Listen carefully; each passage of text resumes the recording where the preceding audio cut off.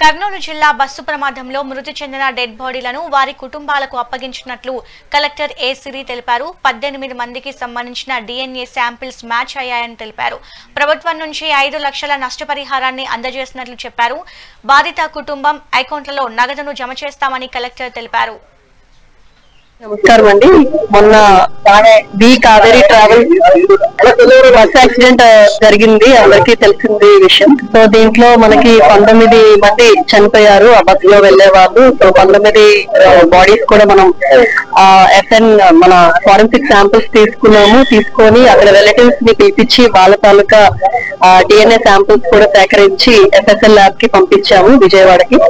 అవి శాంపిల్స్ అన్ని మ్యాచ్ ఇవాళ వచ్చాయి. సో ఎవరి రిలేటివ్స్ కి వాళ్ళ బాడీ అందజేయడం జరుగుతుంది. సో ఇప్పటి వరకు ఒక 10 బాడీస్ ఒక 7 ఫ్యామిలీస్ కి అందజేసామండి. ఇంకా ఒక 7 ఇవాళ అందజేస్తాము. ఆ రిలేటివ్స్ అంతా కూడా ఇప్పుడు 3 నుంచి ఒక 7-8 ప్రాంతాల్లో ఇంకొక ఫ్యామిలీస్ కూడా వస్తున్నాయి, ఇంకో 4 ఫ్యామిలీస్.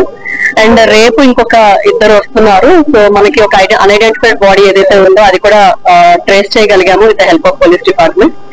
సో త్రిమూర్తి అని చెప్పి తెలిసింది ఆ బాడీ ఆ వ్యక్తిది అని చెప్పి వాళ్ళు కూడా రిలేటివ్స్ వస్తూ ఉన్నారు. వాళ్ళ DNA శాంపిల్ ఇవాళ మార్నింగ్ ఇవ్వడం జరిగింది కాబట్టి మాక్సిమం రేపు మార్నింగ్ కల్లా మేము రిజల్ట్ ఎక్స్పెక్ట్ చేస్తున్నాము. సో వాళ్ళ బాడీ కూడా వచ్చింది, వాళ్ళ రిలేటివ్స్ కూడా వచ్చిన తర్వాత ఆ బాడీ అందజేయడం జరుగుతుందండి. అందరికీ నమస్కారం.